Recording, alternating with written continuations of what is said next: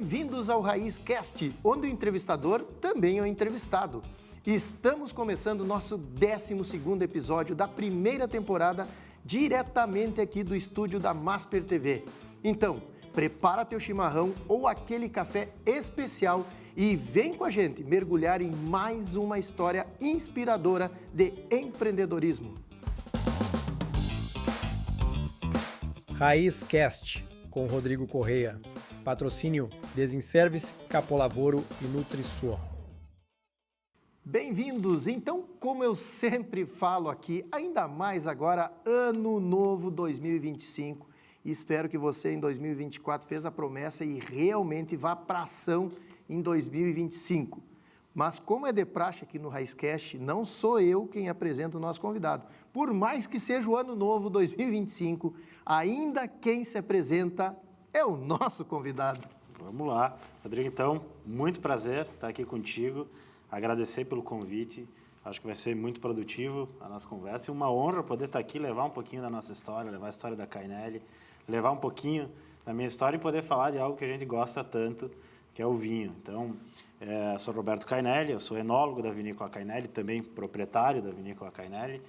E a minha história ela se entrelaça com o vinho, então sempre estive imerso nesse mundo, né? Eu brinco que talvez fui gerado num vinhedo, não se sabe, mas desde sempre eu soube o que eu queria, né? Que era justamente ter esse contato com a natureza e transformar a uva em vinho e levar isso às pessoas. Eu acho que esse é o grande desafio que a gente vive hoje, né? Espalhar um pouquinho dessa cultura vitivinícola por todo o nosso país, né? Que é uma cultura muito jovem, muito recente. Então, me nomearia assim um enólogo apaixonado por que eu faço, apaixonado por desafio, por empreender, tive outros negócios também, mas tentando sempre me desenvolver, aprender cada dia mais e poder levar um pouquinho dessa mensagem também para todas as pessoas. Mas que legal, com certeza nós vamos aprender. E você sabe que o Raizcast aqui, eu puxo lá na raiz para nós... Hoje nós vamos aprender sobre vinho, sobre vinícola. Eu vou até reduzir o nosso tempo, a produção vai ficar louca comigo, mas eu vou reduzir porque quem aí está nos vendo, né, assistindo ou ouvindo, não quer saber sobre vinho, não quer entender sobre produção de vinho. Então nós vamos fazer um programa diferente, hoje é o primeiro do ano, eu acho que eu vou tirar o ponto fora para o produtor não ficar me pressionando aí na orelha aqui. Dizendo... E vamos abrir um programa diferente, muito feliz 2025. Vou te oferecer uma espumante, então, da Domus Meia, um presente aqui lá do professor Wesley. Então, para nós estourar essa champanhe aí, para te levar lá. Muito obrigado. Fica o presente para ti da Domus Meia, então. Já ouvi falar muito da vinícola, que fica lá no Recanto Maestro. Não pude estar lá ainda, mas quero conhecer. Agradeço muito o presente e parabenizo pelo trabalho que eles estão fazendo por lá também. Vai ter oportunidade, porque agora o Raizcast é isso, né? Agora em janeiro nós vamos ter um encontro de todos os entrevistados que passaram, né, no ano de 2024 e agora começo de 2025. Vamos fazer um jantar para essa comunicação empresarial, né? Então vai ter oportunidade de conhecer. Quem sabe a gente brinda lá e troca... Com certeza vamos levar a Cainelli, já está aberto aqui o convite, um fornecimento a Cainelli, fornecer lá, a Domus Meia, vamos fazer uma... Vai ser um prazer. Quem for lá vai ter uma noite... Memorável. Surreal, memorável. Vou guardar aqui, vou deixar aqui no cantinho um presente. Mas eu quero, princípio do programa, nós temos uma pesquisa. Claro. E essa pesquisa, primeiro lugar, natural da onde? De Bento Gonçalves. Bento Gonçalves mesmo. Nasci em Bento Gonçalves, as raízes estão por lá. E mantém as raízes lá. Mantém a raiz lá. Muito legal. Agora eu quero fazer uma pergunta. Quem era o Roberto? Essa pergunta não vale mentir. Em 2024 o pessoal esquivava, ficava. 2025 eu não vou aceitar. Ano novo, mudança. Objetivo, ano novo mudou, é raiz. Quem era o Roberto no colégio? Essa pergunta é fácil de responder. Eu era era da galera do fundão, muito inquieto. Na época, eu não sei, né? Nunca busquei ser diagnosticado com TDAH, que está na moda e tudo mais, mas muito nesse sentido da inquietação, muito acelerado, então acabava sendo daquela turma do fundão que gostava de conversar um pouquinho, nunca sentei lá na frente, nunca fui, digamos, o CDF ali da turma, até encontrar o que a gente gosta. E mesmo assim ainda continuava, porque quando a gente fala, por exemplo, quando eu fui para a enologia, e essa área que eu gosto muito, acabava tendo uma facilidade de aprendizado, né? Então, eu diria que isso, não fui um aluno fácil para os meus professores, infelizmente, né, para eles, mas hoje ainda mantenho amizade com todos e a gente sempre fala nesse assunto, né, inclusive que dava muito trabalho. Eu lembro que até na faculdade eu tive professores que eles brincavam, que eles me diziam que eu era um termômetro para as aulas boas ou ruins.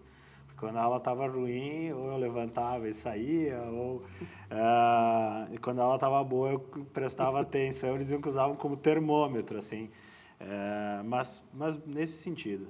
Eu vou começar. Tu falou em a gente aprender o ensinamento, o empresário, como nós estávamos conversando antes ali, né? Hoje tu precisa ver e aprender com quem já chegou lá. Como tu mesmo falou, e isso é muito legal, tu falou que, eu faço muito curso e às vezes os cursos não dão uma objetividade. Quando eu criei o método Raiz, foi justamente para isso, e para as pessoas entenderem, eu digo que são 3 pilares de empreendedores. O primeiro é o que quer empreender, por isso que eu chamo método Raiz do sonho à realidade. Porque o primeiro é o cara que trabalha uma vida inteira CLT e quer abrir o negócio dele, né? Ou o cara que, por algum produto ou por alguma coisa que ele fez, ele quer ser um empreendedor. E eu sempre digo, o empreendedorismo é a maneira mais democrática que pode haver de tu se tornar rico, né? Não existe outra, é através do empreendedorismo. Então, o primeiro empreendedor é o que sonha, o que quer começar o negócio. O segundo empreendedor é aquele que já está rolando seu negócio, faturando lá 100 mil por mês, mas ele não consegue ter os especialistas do lado, porque a gente não aprende sobre empreendedorismo na escola, a gente não aprende na faculdade naqueles 4 anos. Por isso que eu digo que o método Raiz é uma troca de 4 anos por 90 dias de eficácia. E o grande problema dos cursos é que leva na teoria. E o método Raiz não, ele leva na prática.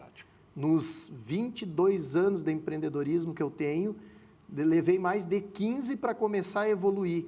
E o que eu evoluí nesses últimos 2 bateram todos os outros anos, justamente pela experiência e ter criado esse método Raiz. Então, o segundo empresário é esse que está aqui, precisa alavancar e precisa conhecer. E isso foi baseado no método Raiz. E o terceiro é o cara que já está no outro nível, que já tem um autoconhecimento e que já, inclusive, tem especialistas na área para ajudar no seu negócio, né? E eu hoje indico, e até é um convite, a hora que tu conhecer o professor, tu vai ver, e quem está nos assistindo, a Capo Lavoro, que é a escola que ele criou, que nem tu falou, né? Está lá no Recanto também. Hoje ele trouxe para Porto Alegre, ele fez uma turma agora, se eu não me engano, em Santa Cruz. A Capo Lavoro é para quem está nesse momento em dúvida o que é o real negócio. Eu tinha muita dúvida, com 4 empresas, projetando mais negócios, fazendo isso aqui. Cara, tu começa a tirar para tudo que é lado e a energia começa a espalhar. Falta energia. E tu precisa ter um foco em si. Qual é o meu core business? Qual é o principal negócio? O que eu entendi? Se eu tiver que conversar contigo, marcar uma reunião, mas eu tiver uma reunião sobre o meu principal negócio, eu não posso adiar. O foco é aqui, deixamos para depois esse detalhamento. Então, super indico para vocês Capo Lavoro, que é a escola de formação, principalmente sobre core business. E falando nisso, eu quero entender agora. O guri começou lá, aquele guri Roberto, né? Colégio, ativo. Como foi a escolha da faculdade? E a escolha da faculdade foi justamente por pensar em empreender? Então, na verdade, antes da faculdade, eu acabei fazendo também um curso técnico na área, né? Então, eu sou técnico em enologia, tecnólogo em viticultura e enologia.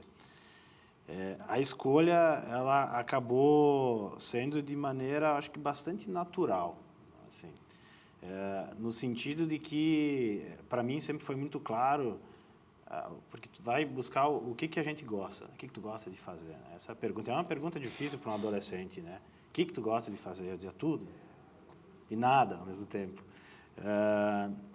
Então, é difícil entender naquele momento, mas tinha uma coisa que era muito forte para mim, que é história, tradição, história no molde, no adjetivo de tradição, e natureza. Era algo que eu gostava muito. Então, eu pensei e disciplina muito forte em mim. Então, na época, eu pensei em várias carreiras, né? No que teria mais contato com a natureza, pensei em biólogo também, algo nesse sentido. Disciplina, eu pensei em carreira militar, porque eu gosto muito da disciplina, acho que ela nos faz crescer. A gente não tem ânimo todo dia, não é? Sempre que a gente está com a melhor vontade de tudo, mas a disciplina trabalha isso e faz a gente continuar progredindo.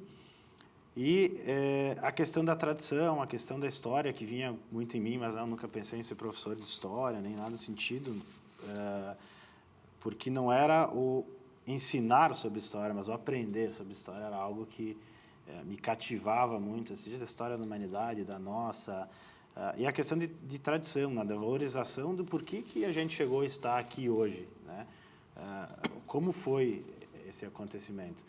Então, uma junção das três que eu encontrei, e já era um caminho nítido, foi justamente a enologia, porque eu tenho aí a natureza muito forte, que eu sempre digo que o enólogo ele não é um químico, né?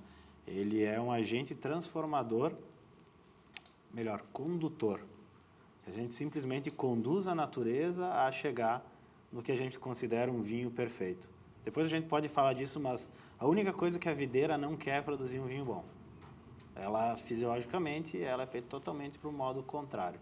E a gente força ela, a gente, digamos assim, coloca ela na maior pressão possível para ela poder gerar o melhor fruto, né? Sempre digo que sejamos como a videira, nos piores momentos gera os melhores frutos.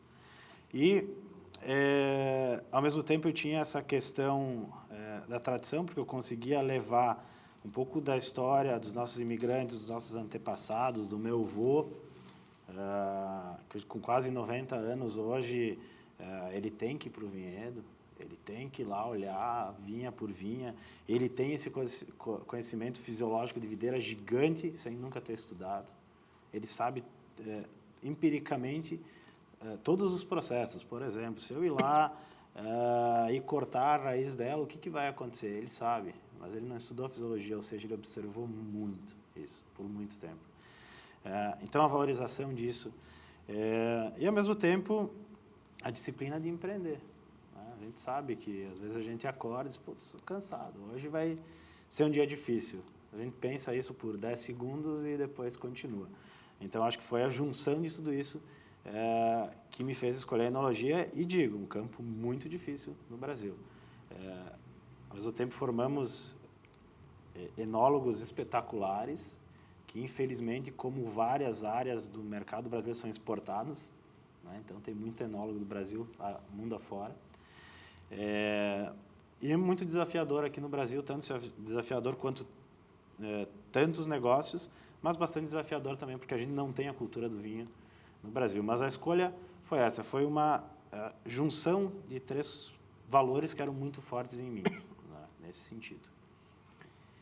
E aí, essa foi a tua escolha do estudo, justamente. Mas a família já tinha uma vinícola? Então, a vinícola tem uma história muito interessante. Ela nasce lá em 1929. Então, a família imigra, Itália para cá, 1885. Vem para cá o Gasparo Cainelli, foi o primeiro imigrante italiano. O Gasparo, ele tem 9 filhos. 9 filhos, o Ricardo, um dos filhos. Então, meu tataravô, a 5ª geração, começa com a questão de vinhedos, elaboração de vinhos, e vai até 1965, porque o Ricardo tem 11 filhos. Né? Então, eu brinco, não tinha TV, não tinha o que fazer, das 6, das 18 horas até de manhã. Não, mas era justamente um povoar, era justamente criar a mão de obra inexistente, né? Ele, por sua vez, teve 11 que chegaram até 1965, chegando na época a uma produção que é maior que hoje, é de 350 mil quilos de vinhedos próprios, que é pouco, se a gente olhar hoje dentro do setor, mas na época a gente era equivalente às grandes vinícolas, como o Miolo, que era maior que o Miolo. Mas aí se encerrou as atividades pelo fato de que 11 irmãos, sucessão familiar, toda essa questão. Teve crise monetária na época, teve êxodo rural. E é muito herdeiro, né, para o negócio. É muito herdeiro. e já é difícil hoje, né, nas empresas ter essa concepção, imagina, na época sem tanto conhecimento. Então, se encerram as atividades. Em 2004, a gente sempre manteve vinhedos e a estrutura da casa da família, lá de 1910. Em 2004, o meu pai tem essa vontade de reabrir o negócio, né? Então, eu topo esse desafio e por isso começo a estudar em 2006. Em 2004, a gente começa a replantio de vinhedos, reconversão, os primeiros testes, microvinificações. E em 2012, a gente abre a empresa novamente. Então, ela tem uma história antiga, mas ela tem um hiato em um momento. Qual a ligação, quando vocês abriram agora, qual era a ligação? Quem foi? É um dos filhos? Era um dos netos, bisneto? Desde o Gaspar, então, Gasparo, Ricardo, Silvio, meu pai, Roberto, que também é Roberto, e eu, né? Então, era bisavô? Desde a ponta lá do Gaspar, o meu pentavô, meu tataravô, depois meu bisavô, meu avô. O teu avô parou em 60, foi em 60 quando encerraram, era teu avô? Isso, era meu avô. Quem reativou foi o teu pai? Isso. Agora em 2012. Isso. Foi um projeto que lá em 2004, quando eu comecei a estudar, 16, 17 anos, comprei essa ideia, porque já gostava muito do negócio. Trabalhei em outras empresas antes da Cainel, então a Aurora, Salton e Valduga foram as 3 empresas que eu quis trabalhar. E meu pai entrou com o capital financeiro, né, parte do capital financeiro, somente um jovem de 17 anos não tem recurso. Eu fiquei responsável justamente por toda a parte de desenvolvimento, técnica e gestão. Tocar o negócio na gestão. Então foi assim que ele reiniciou, né, nesse sentido. Qual foi o teu maior desafio nesse começo aí? O maior desafio, fácil, né? Quando a gente sabe que é verdade, elas vêm rápido na nossa cabeça, né? Poderia pensar que é o trabalho, não. Sim, erramos muito, né? Perdi vinhedos e vinhos, perdi por fusariose. Então, os primeiros investimentos, assim, a gente perdeu. Trouxemos mudas da Itália, replantamos hectares de vinhedos e perdemos tudo e perdemos o vinho. Essa foi uma dor, assim, daquela de sentar, eu lembro de sentar, olhar para os tanques e chorar absurdamente, né? Desafios de entender sobre o mercado de vinhos brasileiros, entender que era uma coisa que depois a gente pode falar, eu amava aquilo lá e eu não conseguia vender, porque eu amava demais. E quando tu vai vender uma coisa que tu ama, te dói. Porque o cara diz, não, mas esse tá caro os produtos. Isso não vale. Isso aí é uma facada, né? Entendi que, na verdade, a gente não conseguia passar aquilo. Porque, vamos lá, quando tu ama alguma coisa, vai explicar por que tu ama a tua mulher. Não vai conseguir. Vai trazer vários pontos interessantes, mas eu não vou conseguir sentir o que tu sente. Vai ficar... Dá para entender uma parte, mas o sentimento é só nosso. Então, tinha isso, né? Essa é uma dor. Mas a principal dificuldade é a questão de gestão familiar. Tá? Pode ser que tem muitos empresários aí que nos assistem, e é muito complexo. É muito complexo porque um filho assume a gestão, então, hierarquicamente na família, eu não sou o pai, né? Eu não sou o patriarca, mas, de repente, eu tenho que comandar toda essa questão. Então, tem um choque, né? Um conflito, e vamos lá, se a gente pensar, ainda mais na família italiana, que tem o Qua Comando Mi, né? Para quem não sabe, aqui mando eu, né? Então, existia um choque muito grande, e ainda mais trazendo as técnicas, trazendo as novas maneiras de elaboração. Então, foi um choque muito grande, muito difícil. Essa eu acho que foi o principal desafio, e separar tudo isso, né? Separar a família e separar a gestão. É bem difícil. Acho que esse foi o maior desafio. A gente trouxe para a empresa Instituto Adizes, a psicologia empresarial, então, justamente para poder organizar. Acho que esse é o ponto mais difícil em toda empresa familiar. Hoje eu dou assessoria para uma empresa apenas, mas já dei assessoria para mais empresas, e vejo que também se repetem, né? E o negócio vinícola sempre é família. E a vinícola é família? Vamos lá, Salton, não, é família. Tudo é família. É miolo, é família. A Aurora, que é uma cooperativa, mas pega a Larentes, pega a Cristófori, é sempre família. Né? E todos passam pelos mesmos problemas. Então, essa eu acho que foi o principal desafio, eu diria. Porque ele toca em sentimento, ele não toca em gestão. Então, eu já tive outros negócios, inclusive, com sócios, e o sócio mais difícil sempre foi meu pai. Né? Pelo fato do sentimento, não pelo fato da pessoa ser difícil. Porque a gente acaba misturando, então precisa muito trabalho para conseguir entender até onde vai cada função. Sai de uma reunião estressado, tu pode dizer, vamos almoçar. Diz, vou almoçar nada. E aí, mas é teu pai, né? Então, como organizar isso? Hoje, a gente conseguiu, né? Obviamente, isso fez a gente prosperar muito. Mas, sim, foi, acho que um grande desafio. Um grande desafio. E a gente sabe que eu tenho entrevistado muito empresas que estão em sucessão. A própria, e aproveitando aqui agora falando, a própria NutriSul, que é a nossa parceira aqui do programa, que hoje é uma das maiores empresas de refeições aqui do estado. Para quem não conhece a NutriSul, então, eles têm, o grande desafio deles é justamente isso, do pai estar passando para o filho, é o Bruno que está assumindo os negócios também. Bruno. Então, eles também têm o Bruno teve aqui, fez a entrevista, falou essa dificuldade, mas que está conseguindo também nessa passagem aí. E a NutriSul, para quem não conhece aí, procura aí a NutriSul, ela fornece principalmente refeições para empresas aí que tem 100 funcionários, mais de 100 funcionários, que montam uma cozinha para fornecimento, né, as indústrias, e eles têm um grande desafio que é manter a essência da comida caseira, da família, sabe? E isso eles querem continuar levando nas indústrias, porque o funcionário lá, aquele horário daquela comida, né, a comidinha é quase que caseira, né? Dá um efeito gigante. Exato. E o Bruno na entrevista ele falou que é um grande desafio que eles estão fazendo e mantendo isso. Não só na refeição para a empresa, se você quer contratar no NutriSul, para as festas agora, final de ano teve as festas lá, eles estavam com, acho que mais de 3 mil contratos de fornecimento para festas de final de ano. O Bruno e a NutriSul fez um trabalho gigantesco e incrível durante os acontecidos lá em 2024. Né?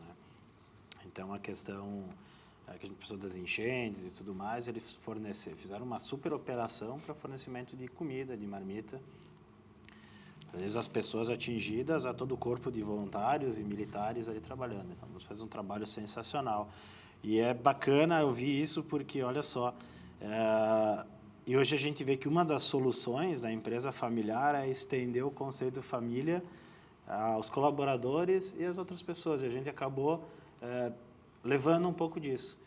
Então, hoje existe uma gestão profissional, né, separada, mas, ao mesmo tempo, a gente quer formar uma grande família, seja desde os nossos colaboradores se sentirem parte disso, até os nossos visitantes se sentirem parte disso. E olha como o Bruno traz isso também, né? Então, ele diz, tem o negócio família, tem a profissionalização, que a NutriSul tem, e, ao mesmo tempo, levando o sabor da família até as pessoas que ali estão. É muito bacana. É o propósito dele. Não, e falando lá da tua vinícola, não porque tu está aqui, para quem está nos vendo aí, eu conheci o Roberto num evento que a vinícola dele nos recebeu através do Grupo Front, que é o grupo que ele falou aqui. O primeiro programa foi o Grupo Front. Trouxe o Paulinho e o Thiago aqui. O primeiro foi o Paulinho. O primeiro programa em Porto Alegre foi o Front, porque eu achei muito legal e especial. E o Front, ele me abriu muitas portas no programa. O teu caso mesmo, ter que conhecer, foi através do Front, que esse é o objetivo também do Front, né? Conectar. E eu digo para vocês, foi sensacional. Dona Jaque está aqui do lado, mas acabou de dizer que nós não lembrávamos quanto tempo nós não tínhamos um almoço tão bom, com pessoas tão positivas, assim, que foi muito legal mesmo. Gente, é de cinema. O cenário, o churrasco especial, comer debaixo do vinhedo. Eu não sei, isso vocês fornecem para as pessoas que vão lá? Sim, fornecemos. Então, todas essas... E muito feliz que vocês gostaram, essa era a ideia.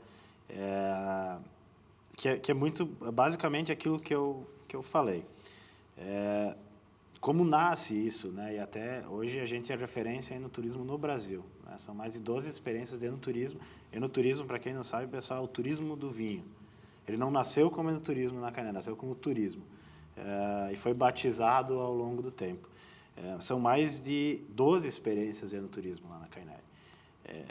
E por que essas experiências? Porque vem muito desse processo. Então, quando a gente foi reabrir a empresa lá, a nossa ideia, e é legal, né? Todo empreendedor ele tem um pequeno mapa na sua cabeça. Então, a gente vai plantar a uva, vai colher, vai fazer vinho, vai ter o vinho, vai vender. Vamos botar o dinheiro no bolso. Deu tudo certo até chegar a hora de vender. E é quando a gente chega aí que veio uma das dores. Então, eu chegava para um lojista, um parceiro, para vender o produto. E uma coisa legal de empreendedor, né? Ela era jovem, 20 e poucos anos, mas sempre fiz isso aí. Como é que eu faço para vender? Pega, carrega o carro e vai descobrir. E vai, batendo na porta. E aí eu vi que não tinha nada para entregar para o cara. Aí olha a frase, não pode ter cortes aqui. Quer dizer, eu não tinha preço, eu não tinha atrativo, eu não tinha qualidade. Não, como tu não tem qualidade? Está dizendo que os vinhos da Cainele são ruins? Não. Mas qual o vendedor que chega na tua frente e diz que o produto dele não tem qualidade? Tem qualidade. Todo mundo fala, não é um argumento de venda. Né? Então, aos olhos do meu comprador, eu não podia dizer que eu tinha qualidade. Porque eu ia dizer, bom, ninguém vai chegar e vai dizer que o produto é ruim. Todo mundo vai dizer, meu produto é o melhor. Não é o suficiente. Eu não tinha preço. A gente sempre teve uma produção menor, valor agregado, tentando trazer um produto mais premium. E o preço acabava sendo maior. Então, eu também não tinha preço. Eu não tinha nenhum argumento, então eu não tinha como dar parte da loja para ele, dar os ombrelones, dar o cardápio feito, enfim. Eu não tinha como entregar isso. Então a gente entendeu o quê? E doía. Doía no sentido de dizer, mas o nosso vinho a gente faz com tanto amor, ele é tão bom. E doía essa questão. E aí que a gente cria o enoturismo. O enoturismo foi uma maneira de fazer as pessoas terem o amor pelo produto. E quando eu brinquei aqui no começo do amor, já que está aí assistindo a gente aqui de canto, pode falar, né? E é um relacionamento. Né? E não pode mentir, ela está aqui atrás de ti, né? Vamos lá, tu não olhou para ela e disse amor à primeira vista. Tá? Tu pode dizer que foi isso, mas não foi algo que te chamou a atenção nela, né? Ou seja, ou vocês gostavam das mesmas coisas, ou já conhecia ela, ou tu achou ela bonita. Então, digamos ali, teve um primeiro estalo. Com o vinho também é assim. Ninguém olha para o vinho como eu olho e diz, eu amo isso aqui. Não, mas esse vinho, esse rótulo me atraiu. Esse nome me atraiu, essa garrafa me atraiu. Ou meu avô bebia um vinho e algo me chamou a atenção. E aí, como com vocês, começa um namoro. O que é o namoro? É entender se isso vai dar certo ou não. E o namoro é uma troca de experiências. Então, vai ter o jantar romântico, vai ter o passeio no final de semana, e vai ter o dia que ela furou o pneu e chegou em casa te xingando. Então, são as várias experiências que vão condicionando até chegar no momento que vai dizer, a gente se ama. Mas precisa ter essas experiências. E a gente entendeu que no vinho é a mesma coisa. Ninguém vai chegar e vai amar o nosso produto e a nossa marca. A gente precisa fazer com que as pessoas passem pelas mesmas experiências que a gente passou. Ou seja, a questão que eu contei do meu avô, elas têm que ver isso. Elas têm que ir para o vinhedo. Elas têm que saber o que é estar em um vinhedo. Elas têm que entender o quão complexo é um processo fermentativo, quanto conhecimento tem ali por trás. Elas precisam vivenciar isso tudo. E aí a gente criou o enoturismo.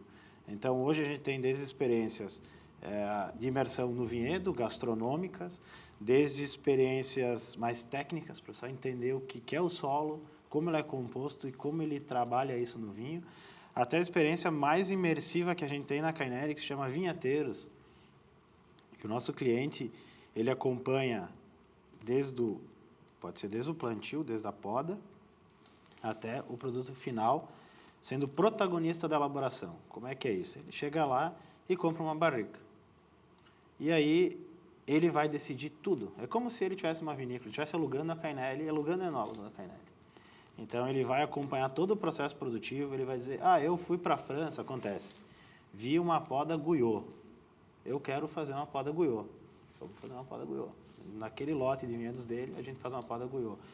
Depois tem a colheita, ele define o ponto de colheita, a levedura, o tipo de fermentação, a temperatura, a passagem em barrica, qual barrica, se é americana, se é francesa, se é eslovena, e define tudo até o final. Claro que... a pessoa diz, Com acompanhamento. eu não sei nada disso, claro, mas a gente vai indicar. É quase que uma mini faculdade de enologia. Que legal. E a imersão total.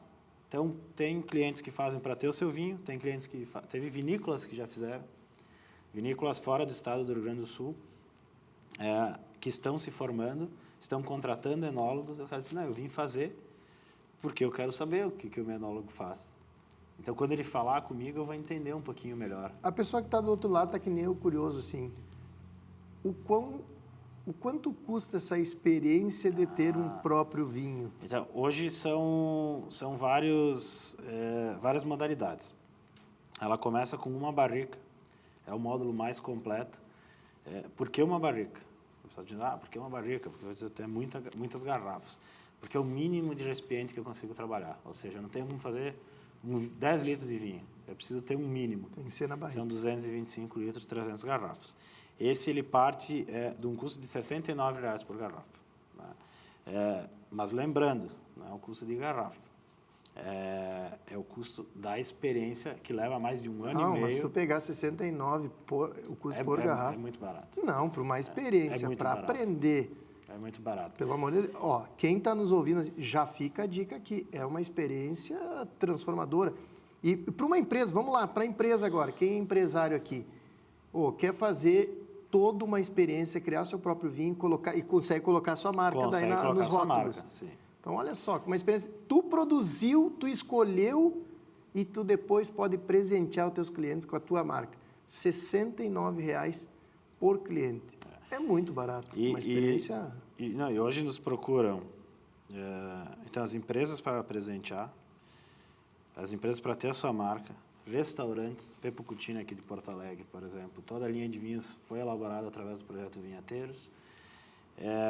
Até empresas de investimento, a gente teve uma empresa de investimento lá que nos procurou porque ela presenteou os seus clientes, seus melhores clientes, e comparou ao investimento, ou seja, eles estavam investindo lá para passar todo o processo produtivo e terem um rendimento depois.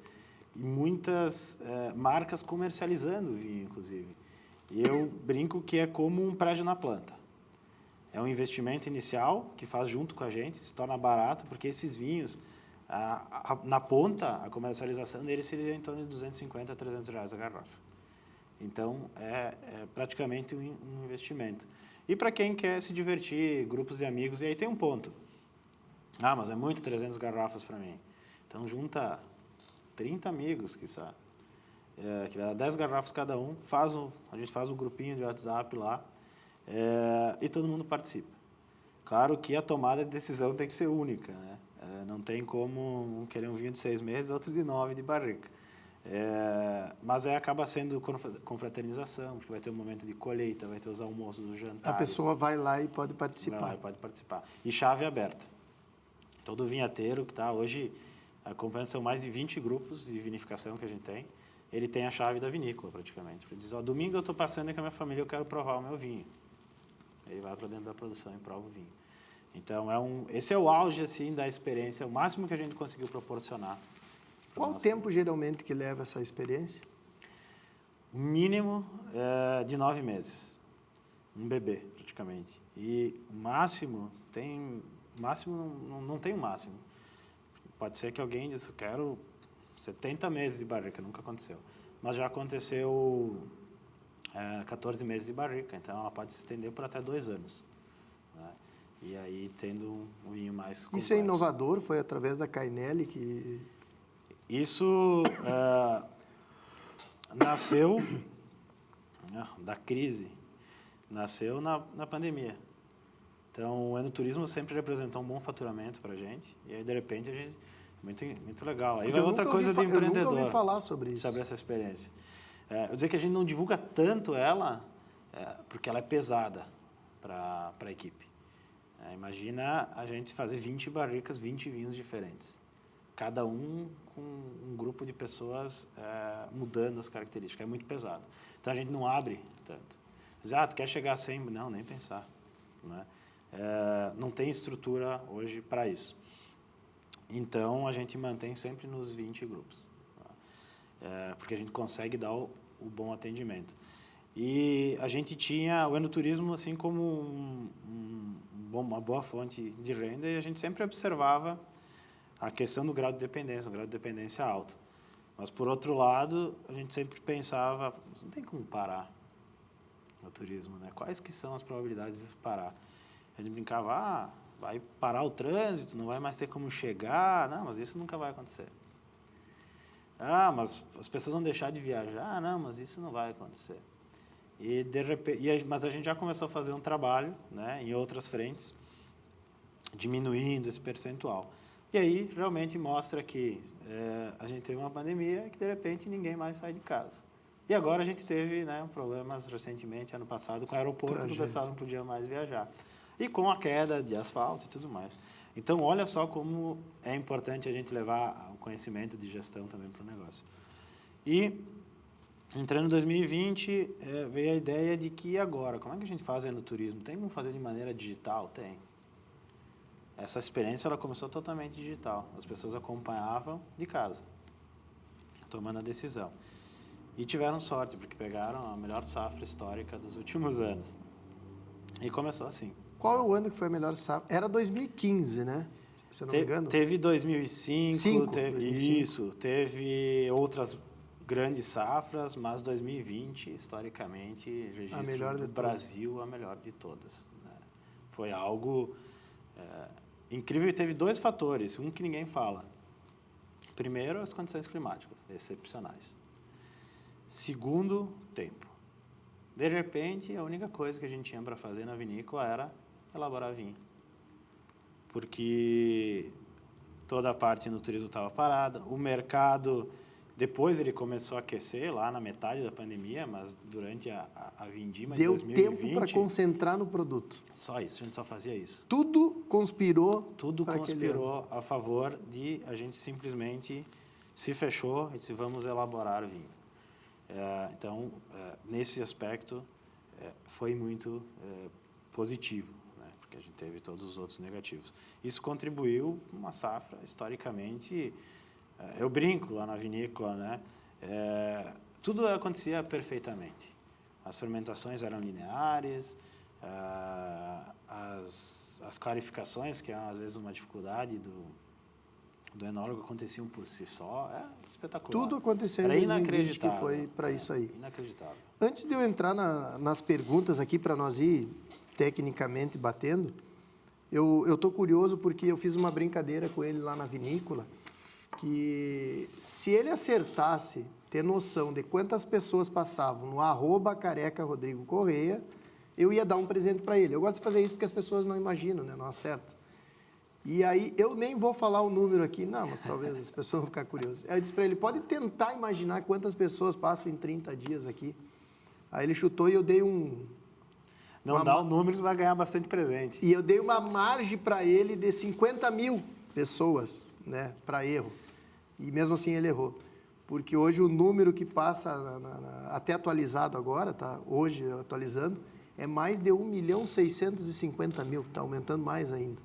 Então, são 1.650.000 pessoas que passam em 30 dias no @careca_rodrigo_correia. Fico muito feliz. E se você não segue ainda, está vendo o programa, @careca_rodrigo_correia. É ali que eu entrego tudo. Vem também as entrevistas dos Raizcast, as chamadas dos programas de todo mundo e mais conteúdo sobre vendas, empreendedorismo. É um canal que está subindo hoje, o @ média 150, 160 pessoas por dia. A minha meta era virar o ano com 30 mil, mas eu acho que mais uma semana já bati os 30 mil. Quer dizer, nosso programa nesse momento, janeiro, né, era fechar o ano com 30 mil e bateu antes, os 30 mil antes de virar o ano. Isso é o mais importante. Mas eu estou curioso, porque eu ganhei uma aposta e antes de entrar nisso aqui, eu sei que tem algumas coisinhas ali no canto e nós precisamos mostrar para as pessoas. E tu vai ficar bem feliz, porque vamos lá... Que empresário que não gosta de aposta, né? É a primeira vez que sai esse número, as pessoas? Primeira Primeira que eu vez, divulguei agora aqui. perdeu as próximas já. Não, Bom, mas é que vai não, mas mudar os alguém- números. e alguém não vai ouvir, exatamente. alguém não vai ouvir. Então, eu trouxe aqui presente para a equipe, mas eu trouxe um para o programa super especial. Olha aí. Esse é muito Até especial. vou largar aqui agora, porque... É muito especial. É muito especial mesmo, eu vou falar dele. Tu viu ele? Ah, já tô... Esse cara Dona aqui. Jaque, a senhora já está imaginando o que é. Imaginou? Esse Que o Paulinho foi ganhou o primeiro. Exatamente. Olha aí. Olha Nós aí. lançamos olha a lá no honra. evento. Realmente ele é, assim, para a gente, a personificação em produto da excelência, da tradição e tudo que a gente aprendeu até então. Como eu só vou ter que cortar no seguinte, como meu programa é raiz, gente, eu viro para cá e peço para a dona Jaque só ver, ou minha produção, qual é o tempo exato do programa agora, para ele anotar ali, porque eu vou fazer um corte muito especial, porque isso aqui, para vocês terem noção, isso aqui é muito especial mesmo, eu me arrepiei agora, porque ele entregou a primeira garrafa para o Paulinho, que é o presidente do Front, pelo significado da pessoa do Paulinho. Tô me arrepiando, olha aqui, não é mentira. É verdade. Ele entregou para o Paulinho uma coisa especial, porque a pessoa do Paulinho é um cara sensacional e o quanto significa amizade, o Front entre eles. Foi o primeiro cara a receber no Brasil, no mundo, esse produto especial. Então agora a produção anota para mim esse tempo de agora, porque eu vou fazer um corte, eu quero que tu fale para cá e nós vamos fazer um corte muito especial sobre tu falando sobre isso aqui. Muito bom, que honra, obrigado. Bom, falar um pouquinho da história desse vinho. Então, ele começou a ser elaborado lá em 2020, quando a gente entendeu a potencialidade da colheita de 2020, a gente selecionou as 5 melhores barricas da Cainelli, para posteriormente a gente ter um vinho. Esse vinho passou, além de todos os processos da colheita, matinal, a temperaturas baixas, o transporte em frigorífico até a vinícola e todos os processos de elaboração, ele passou 24 meses em barrica, integralmente. E aí chegou o momento de falar qual é a marca, qual é o nome desse vinho. Então, aí entra um processo, a gente faz uma cocriação lá na empresa. Foi a Vanessa, que trabalha conosco há muito tempo na Cainelli, que trouxe a ideia, que é justamente uma imagem que quem for lá na Cainelli vai ver lá na nossa casa, em 1910, que está lá meu tataravô, saindo do vinhedo, de pé descalço, com as roupas um pouco maltrapilhas ali, numa condição de difícil trabalho, mas com uma garrafa de vinho na mão, sorrindo. E a gente faz alusão a essa imigração italiana, que quando os italianos iam sair da Itália, iam imigrar para o Brasil, eles começavam a contar uma história do folclore das crianças lá nessa área que se chama La Cucanha, que é a terra da fartura. Eles contavam, existem imagens que falam que os salames davam nas plantas, os queijos davam nas plantas, os rios corriam vinho, e eu brinco que é como uma terra do Peter Pan que a gente ouvia quando era pequeno e que está muito mais na cultura americana. E quando eles começaram a emigrar, eles começaram a falar, finalmente a gente vai ter a nossa cucanha de infância, que é aquilo que a gente procurava. Mas quando chegaram no Brasil, simplesmente eles encontraram muito trabalho, muitas dificuldades. A gente está falando de uma mata selvagem e de alguém que imigrou da Europa, de uma Europa desenvolvida, que passava, assim, por uma crise financeira, mas que tinha a sua moradia, mas que tinha jornal, tinha energia e tantas outras coisas mais, e chegaram num mundo selvagem, que era o Brasil. Existem relatos de imigrantes italianos que eles não se matavam porque eles eram católicos fervorosos. Então, isso que impedia o suicídio. E a gente vieram em busca da cucanha, que não encontraram, mas a construíram. E hoje a gente vive na cucanha que eles desenvolveram para nós. Então, a ideia é justamente a gente poder estar devolvendo e entregando a cucanha que eles tanto vieram buscar. Então, esse vinho, além de tudo, é uma homenagem a essas pessoas, a tantos rostos e nomes que construíram a nossa Bento Gonçalves, mas que não foram conhecidos na sua história. Então, esse é uma homenagem a eles. Eu poderia falar aqui horas do vinho, né? Mas ele... Será que a câmera pega lá? Direto. Ele é lacrado com cera, né? Então, uma cera italiana aqui em cima e embaixo. Esse símbolo do cucanha que está aqui, ele é banhado a grafeno. O grafeno, ele traz, então, uma amostra da resiliência de um povo, porque o grafeno ele é 400 vezes mais resistente que o aço. Então, ele casa um pouquinho da tecnologia e da inovação que existe no Brasil, mas, ao mesmo tempo, vinculando a força de um povo e de uma imigração que veio para cá. Essa é a nossa obra-prima da Cainelli, são 947 garrafas apenas. Hoje, 945, né? 7, 6 e 5. Hoje sai presente para pessoas muito especiais, né? Esse trabalho especial que tu está fazendo, levando a comunicação, a verdade, o desenvolvimento para muitos empresários. Então, também vai ser presenteado hoje. Ele está lá na nossa vinícola e ele é permitido apenas um por CPF, né? E nada mais que isso. E, enfim, poderia falar por horas. Então, esse é o nosso cucanha, que tantos buscaram, hoje é teu também.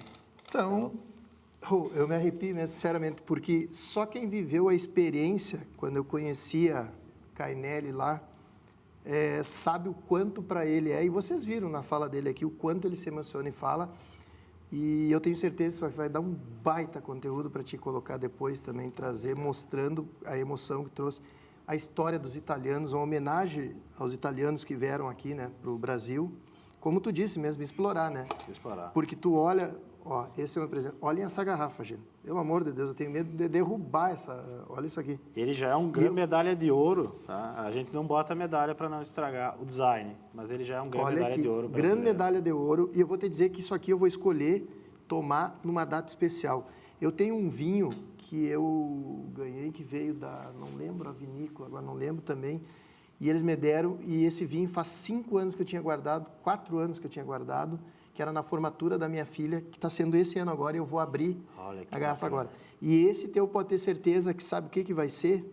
Vai ser esse ano de 2025 ainda, quando eu bater a minha meta de 1 milhão na minha plataforma, eu vou comemorar com isso aqui e vou divulgar para o Brasil inteiro. Vou deixar. Assim seja. Vai ficar aqui em cima da mesa com todo cuidado, na frente do boneco do carequinho aqui. Vai ficar aqui. Mas te agradeço muito. Imagina. E quero fazer as perguntas para nós entrar para fechar. Vamos lá. Eu quero fazer essas perguntas aqui para ti. Mas antes disso, eu quero fazer um desafio. Eu quero que a Cainelli seja, do fundo do meu coração, a empresa que... Isso que eu fiz em Santa Maria, estou trazendo em Porto Alegre, quero levar para Bento, que é essa confraternização empresarial, que é esse encontro, e eu quero que seja na energia da Cainelli.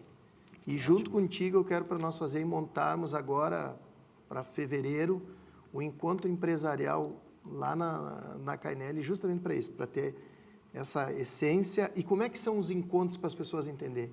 É para as pessoas conhecerem o local. Óbvio que nada é de graça, os empresários pagam pela experiência para conhecer o local.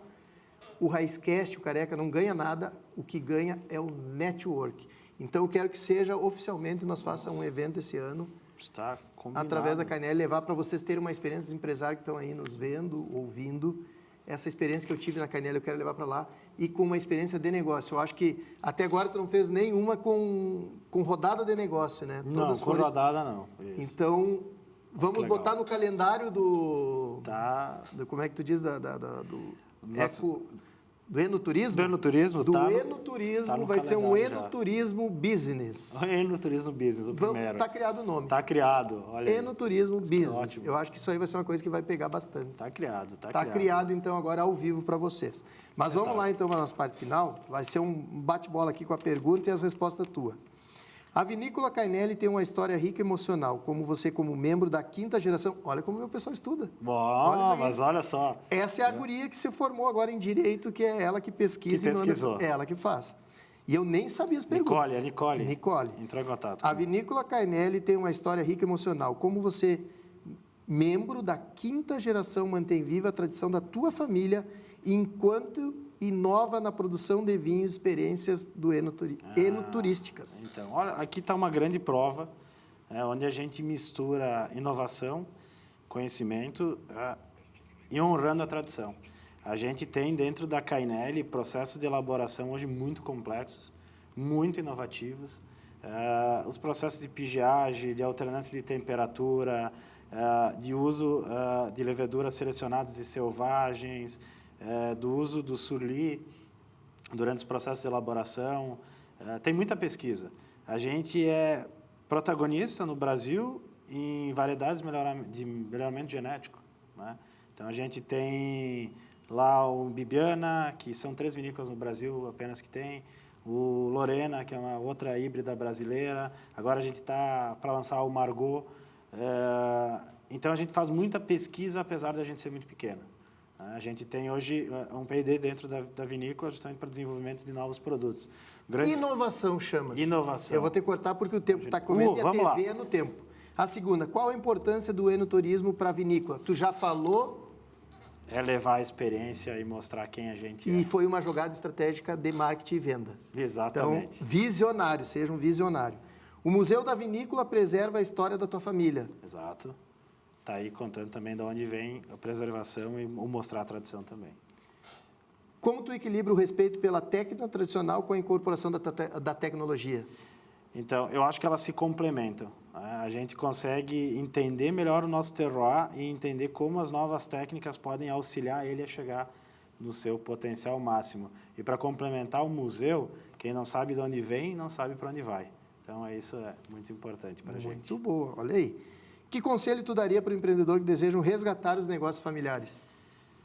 Trabalho, eu diria que muita paciência, muita gestão do eu, né? Nessa questão de inteligência emocional. Isso é muito importante dentro do negócio familiar, tem que ser muito trabalhado, tem que ser o principal fator levado em conta na hora de se empreender em meio à família. Inteligência emocional, alinhamento de expectativas, para poder chegar todo mundo junto no resultado. Se com um time é difícil, imagina com um time família. Então, isso é muito importante. Tu assumiu a presidência da Bento Mais 20. Como o enoturismo e a vitivinicultura podem contribuir no desenvolvimento de Bento Gonçalves? Mas olha que legal. Bento Mais 20, falando rapidinho, ele é um projeto que hoje tem mais de 150 técnicos que colaboram gratuitamente, onde a gente entrega um master plan para a cidade de Bento Gonçalves, em todas as áreas, segurança, turismo, economia, infraestrutura, junto com o poder público e junto com as instituições de ensino. São mais de 32 instituições que fazem parte, para projetar o que a gente quer para os próximos 20 anos. E o turismo, ele é essencial para Bento Gonçalves. Os números, é difícil de mapear o quanto ele representa financeiramente, mas ele está intrínseco na cultura de Bento Gonçalves, na preservação de patrimônio histórico, na preservação da paisagem e economicamente, se a gente falar em todos os hotéis, nas mais de 80 vinícolas que a gente tem em Bento, sem contar os restaurantes, enfim, ele tem uma participação muito importante no PIB. Hoje, a empresa que mais recolhe em Bento Gonçalves é uma vinícola, que é a Cooperativa Vinícola Aurora. Então, ele é a essência da capital brasileira do vinho, ele é muito importante. Muito bom. E para nós finalizar, eu queria encerrar o programa para ver que a TV tudo é na pressão e o tempo. O que eu vou falar? A gente não corta o Raiscast, mas a minha equipe, já estou falando para o ponto, não se preocupa. Esse finalzinho vai extrapolar, mas nós vamos cortar lá do começo do colégio um tempinho, porque isso aqui está muito importante. Para nós finalizarmos, eu só queria deixar a dica para ti da Desinservice, que também nós comentamos, a Desinservice é uma das maiores empresas que está crescendo hoje no estado do Rio Grande do Sul, para a questão principalmente de... Eu gosto que o Jefferson, às vezes, fala a frase, vocês só vão lembrar de mim quando vocês verem barata, quando vocês verem os insetos, quando estiver precisando. Então, a Desinservice, ele também é do Grupo Front, fica a dica. O Raiscast faz essa aproximação, vou passar o número para ele falar contigo, é muito legal isso. Mas a última pergunta eu acho que vai se basear assim. Se tu pudesse resumir o propósito da Vinícola Cainelli em uma frase para as próximas gerações, qual seria? As próximas gerações da Cainelli, continuar entregando excelência para o nosso principal ativo, que é o nosso cliente. Né? E que a excelência seja tanto em forma de produto como em forma de experiência. Esse é o nosso principal ativo da Cainelli. É mostrar quem a gente é e o que a gente produz para os nossos clientes. A nossa família começa lá na imigração italiana, mas ela termina quando tu abrir essa rolha, tu faz parte dela também. Então, a gente quer que as pessoas entendam isso, façam parte disso, e mais que isso, se abrir esse vinho e não for um momento feliz, uma experiência diferente, a gente está errando em alguma coisa. Então, a gente quer que as pessoas liguem a Cainelli ao extraordinário. É isso que é a nossa missão de vida, né? E que assim continue. Muito bom, muito sensacional o programa, gostei muito da questão, principalmente desse presente, vai ser aberto numa data muito especial, com o meu objetivo de explodir o 1 milhão no mundo digital. E assim será. Ele está ali lacrado para esse ano. E bem rápido, porque se tem a vontade de tomar o vinho, tem que trabalhar mais para poder bater no 1 milhão. É isso aí. E hoje lançamos mais um evento que vai ser em Bento, esse Enoturismo Business. Gente, muito obrigado. Espero que vocês tenham adorado esse programa também. E encerro com aquela velha frase: fiquem com Deus.